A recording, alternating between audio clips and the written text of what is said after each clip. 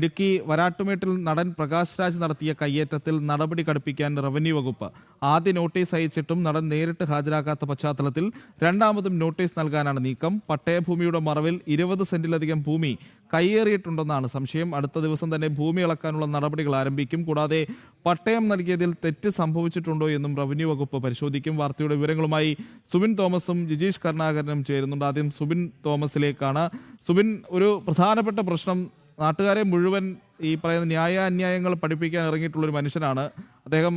വിവിധ കാര്യങ്ങളിൽ ജനകീയമായിട്ടുള്ള വിഷയങ്ങളിൽ നിന്നൊക്കെ പറഞ്ഞ് അദ്ദേഹം പല രാഷ്ട്രീയ സംവിധാനങ്ങളെയും വിമർശിക്കാറുമുണ്ട്. ഇപ്പോൾ ഈ പ്രകാശ് രാജിനെതിരെ ഉയർന്നിരിക്കുന്ന ഈ ഭൂമി കയ്യേറ്റ ആരോപണത്തിന്റെ വിശദാംശങ്ങൾ എന്തൊക്കെയാണ് സുബിൻ? സുബിൻ, നമ്മൾ നേരത്തെ പല വിഷയങ്ങളിലും കേന്ദ്ര സർക്കാരിനെ അടക്കം വിമർശിച്ച് രംഗത്ത് വരുന്ന ഒരാളാണ് ഈ പ്രകാശ് രാജ് എന്നുള്ളത് നമ്മൾ ഓർത്തിരിക്കേണ്ടതാണ്. അദ്ദേഹം എല്ലാ സാമൂഹ്യ വിഷയങ്ങളിലും അതിൻ്റെ ശരിയും തെറ്റുമൊക്കെ എല്ലാവരെയും ഉപദേശിക്കാൻ നടക്കുന്ന ഒരു വ്യക്തി കൂടിയാണ്. പക്ഷേ അദ്ദേഹത്തിൻ്റെ പേരിൽ ഇത്തരമൊരു കയ്യേറ്റാരോപണം വരുന്നു. അതിൽ റവന്യൂ വകുപ്പ് കണ്ടെത്തിയിരിക്കുന്ന കാര്യങ്ങൾ എന്തൊക്കെയാണ്? ഈ കയ്യേറ്റ ഭൂമിയിൽ ഏതെങ്കിലും തരത്തിലുള്ള നിർമ്മാണ പ്രവർത്തനങ്ങളൊക്കെ നടന്നിട്ടുണ്ടോ സുബിൻ?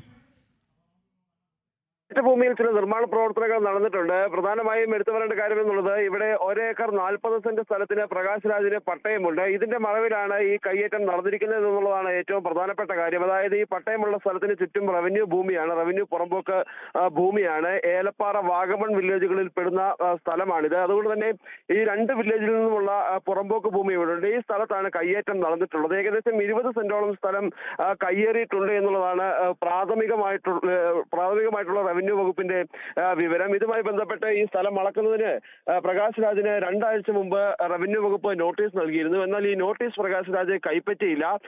ഈ നോട്ടീസ് തന്റെ കയ്യിൽ കിട്ടിയില്ല എന്നുള്ളൊരു വിശദീകരണമാണ് ഇതിനുശേഷം പ്രകാശ് രാജിന്റെ ഭാഗത്ത് നിന്ന് ഉണ്ടായത്. ആ ഒരു സാഹചര്യത്തിൽ വീണ്ടും നോട്ടീസ് അയക്കാനുള്ള തീരുമാനത്തിലാണ് റവന്യൂ വകുപ്പുള്ളത്. ഇതിനുശേഷം മാത്രമേ ഈ സ്ഥലം അളക്കാൻ സാധിക്കൂ. ഈ സ്ഥലം ഒന്നാകെ വേലി കെട്ടി തിരിച്ചിരിക്കുന്ന ഒരു സാഹചര്യമാണ് ഉള്ളത്. അതുകൊണ്ട് തന്നെ ഈ സ്ഥലത്ത് പരിശോധന നടത്തണമെങ്കിൽ പ്രകാശ് രാജ് വരണം എന്ന് കാണിച്ചുകൊണ്ടാണ് നിലവിൽ നോട്ടീസ് നൽകുക. പ്രകാശ് രാജ് എത്തിയ ശേഷം സ്ഥലം അളന്ന് ഏതെങ്കിലും തരത്തിലുള്ള അനധികൃത നിർമ്മാണ പ്രവർത്തനം നടന്നിട്ടുണ്ടെങ്കിൽ അത് പൊളിച്ചു നീക്കുക എന്നുള്ളൊരു നിലപാടിലേക്കാണ് റവന്യൂ വകുപ്പ് എത്തിയിട്ടുള്ളത്. അതേസമയം ഈ സ്ഥലവുമായി ബന്ധപ്പെട്ട് ചില സംശയങ്ങളുണ്ട്.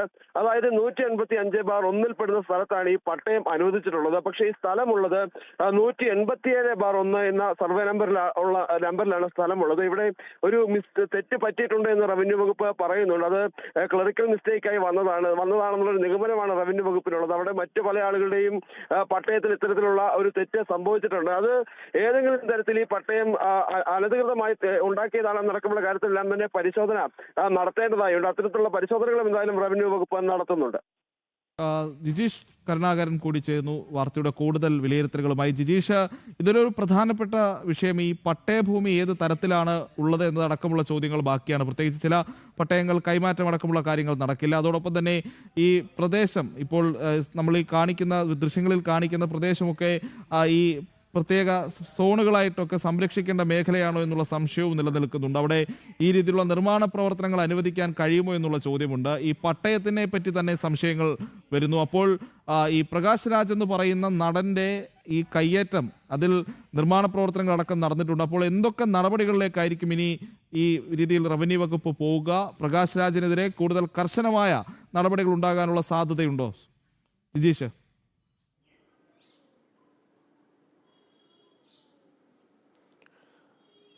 പ്രേതേ, കൂടുതൽ കർശന നടപടിയിലേക്ക് പോകേണ്ട ഒരു സാഹചര്യം തന്നെയാണ് ഉള്ളത്. എന്നാൽ എങ്ങനെയാണ് ഈ ഒരു ഭരണാധികാരികൾ അല്ലെങ്കിൽ അധികാരി വർഗം പ്രകാശ് രാജിനെ സംരക്ഷിക്കുക എന്നതിൽ വ്യക്തതയില്ല. കാരണം കൃത്യമായി തന്നെ പ്രാഥമികമായ പരിശോധനയിൽ വ്യക്തമായിട്ടുള്ള ഒരു കാര്യമാണ് ഇത്തരത്തിൽ കൂടുതൽ ഭൂമി കൈവശം വെച്ചിട്ടുണ്ട് എന്ന കാര്യം തെളിവുകൾ സഹിതമാണ് റവന്യൂ വകുപ്പ് കണ്ടെത്തുകയും ചെയ്തിട്ടുള്ളത്. നമുക്കറിയാം, പല ഘട്ടങ്ങളിലും ഇത്തരത്തിൽ ഒരു മറുപടി റവന്യൂ വകുപ്പ് നൽകിയിരിക്കുന്ന, തഹസിൽദാർ നൽകിയിരിക്കുന്ന നോട്ടീസിന് കൃത്യമായ മറുപടി നൽകാൻ പോലും, പട്ടയഭൂമിയുമായി ബന്ധപ്പെട്ടുകൊണ്ട് നൽകിയ വിശദീകരണം നൽകാൻ പോലും പ്രകാശ് രാജ് ഇതുവരെ തയ്യാറായിട്ടില്ല. കൃത്യമായ മറുപടികൾ നൽകിയിട്ടില്ല.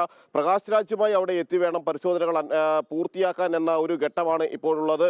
തുടർച്ചയായി തന്നെ പല ഘട്ടങ്ങളിലും കേന്ദ്ര സർക്കാരിനെയും എല്ലാം തന്നെ നിരന്തരം അനാവശ്യമായി വിവാദങ്ങളിലേക്ക് വലിച്ചിഴയ്ക്കുന്ന പ്രകാശ് രാജ് താൻ നീതിക്ക് വേണ്ടി പോരാടുന്നു എന്നെല്ലാം അവകാശപ്പെടുന്ന അതേ പ്രകാശ് രാജ് തന്നെയാണ് ഈ ഒരു ഭൂമി ക്രമക്കേടുമായി ബന്ധപ്പെട്ടുകൊണ്ട് അല്ലെങ്കിൽ ഭൂമി കയ്യേറ്റവുമായി ബന്ധപ്പെട്ടുകൊണ്ട് പ്രതിക്കൂട്ടിൽ നിൽക്കുന്നത് എന്നതാണ് അതിൽ ഏറ്റവും പ്രധാനമെന്ന് പറയുന്നത്. രാജ്യത്തെ അസ്ഥിരപ്പെടുത്തുന്ന എന്ത് പ്രവർത്തനങ്ങൾ ഉണ്ടായാലും ആ ഘട്ടങ്ങളിലെല്ലാം തന്നെ പ്രകാശ് രാജ് സ്വീകരിച്ച ഒരു നിലപാട് എന്ന് പറയുന്നത് രാജ്യ വിരുദ്ധമായ ശക്തികൾക്കൊപ്പം നിൽക്കുക എന്നത് തന്നെയാണ്. കലാപകാരികളായ ആളുകൾക്കൊപ്പം അല്ലെങ്കിൽ സമരത്തിന്റെ പേരിൽ കലാപത്തിലേക്ക് നീങ്ങുന്ന അത്തരത്തിലുള്ള ആളുകളെ പിന്തുണച്ചുകൊണ്ട് രംഗത്ത് വരിക എന്നത് മാത്രമല്ല, പല ഘട്ടങ്ങളിലും പ്രകാശ് രാജ് ഉയർത്തിയ അനാവശ്യമായ ആരോപണങ്ങൾ അല്ലെങ്കിൽ തെളിവുകളില്ലാത്ത ആരോപണങ്ങൾ അത് രാജ്യത്ത് വലിയ തോതിലുള്ള കലാപ സാഹചര്യങ്ങൾ സൃഷ്ടിക്കുന്നതിന് വരെ കാരണമാവുകയും ചെയ്തിട്ടുണ്ട്. ധർമ്മസ്ഥലയിലടക്കം നമ്മൾ അത്തരത്തിൽ കണ്ടതാണ്. യാതൊരു തെളിവുകളും ഇല്ലാതെ കൃത്രിമമായി ചില കാര്യങ്ങൾ ക്രിയേറ്റ് ചെയ്തെടുക്കുന്നു. അത് പിന്നീട് വലിയ വാർത്തയായി ചില മലയാള മാധ്യമങ്ങളടക്കം കൊട്ടിഘോഷിച്ചുകൊണ്ട് മുന്നോട്ട് പോകുന്നു. അവിടെ പ്രകാശ് രാജിന് വലിയ ഒരു ഇടം ഇത്തരം കാര്യങ്ങൾക്ക്, അല്ലെങ്കിൽ യാതൊരു തെളിവുമില്ലാത്ത ആരോപണങ്ങൾ ഉയർത്തുന്നതിന് വേണ്ടി പ്രകാശ് രാജിന് കൃത്യമായ ഒരു ഇടം മലയാള മാധ്യമങ്ങളിൽ ചിലത് ഉണ്ടാക്കി കൊടുക്കുന്നു. അതേ ഘട്ടത്തിൽ തന്നെ വിവിധ സമയങ്ങളിൽ, അത് കോവിഡ് കാലത്തെ പ്രതിരോധ പ്രവർത്തനങ്ങളുടെ സമയത്താണെങ്കിലും എല്ലാം തന്നെ രാജ്യം ഒറ്റക്കെട്ടായി നിൽക്കേണ്ട അത്തരം ഘട്ടങ്ങളിലെല്ലാം തന്നെ പ്രകാശ് രാജ് സ്വീകരിച്ച ഒരു നിലപാട് എന്ന് പറയുന്നത് രാജ്യത്തിന്റെ പ്രവർത്തനങ്ങൾ, കൂട്ടായ പ്രവർത്തനങ്ങളെ അസ്ഥിരപ്പെടുത്തുന്നതാണ്. അവിടെയാണ് അതേ നടനെതിരെ ഇത്തരത്തിൽ ഭൂമി ഇടപാടുമായി ബന്ധപ്പെട്ട ആരോപണങ്ങൾ ഉയരുകയും അവിടെ പരിശോധനയ്ക്ക് പോലും അതുമായി ബന്ധപ്പെട്ട് താൻ നിരപരാധിയാണ് എങ്കിൽ, ഭൂമി കയ്യേറിയിട്ടില്ല എങ്കിൽ അത് തെളിയിക്കാനുള്ള ബാധ്യതയുണ്ടായിട്ട് പോലും അതിനു വേണ്ട ശ്രമങ്ങൾ ഒന്നും നടത്താതെ, അത് നിയമപരമായ നീക്കങ്ങളിലേക്കൊന്നും കടക്കാതെ ഒഴിഞ്ഞു മാറുന്ന ഒരു പ്രകാശ് രാജിനെ തന്നെയാണ് കാണുന്നത്. അവിടെയാണ് പ്രകാശ് രാജിന്റെ ഇരട്ടത്താപ്പ് ആവർത്തിച്ച് വ്യക്തമാവുകയും ചെയ്യുന്നത്. പല ഘട്ടങ്ങളിലും ഇതെങ്ങനെയെല്ലാമാണ് സർക്കാർ സംവിധാനങ്ങൾ, കേന്ദ്ര സർക്കാർ സംവിധാനങ്ങളെ എങ്ങനെയെല്ലാം എതിർക്കാം, അല്ലെങ്കിൽ കൃത്യമായി തന്നെ അന്ധമായ രാഷ്ട്രീയ വിരോധത്തോടു കൂടി തൻ്റെ ഇടത് തീവ്ര ചിന്താഗതികളെ പൊലിപ്പിച്ചു കാണിക്കുന്നതിന് വേണ്ടിയുള്ള ശ്രമങ്ങൾ തന്നെയാണ് പ്രകാശ് രാജ് നടത്തിയിരിക്കുന്നത്.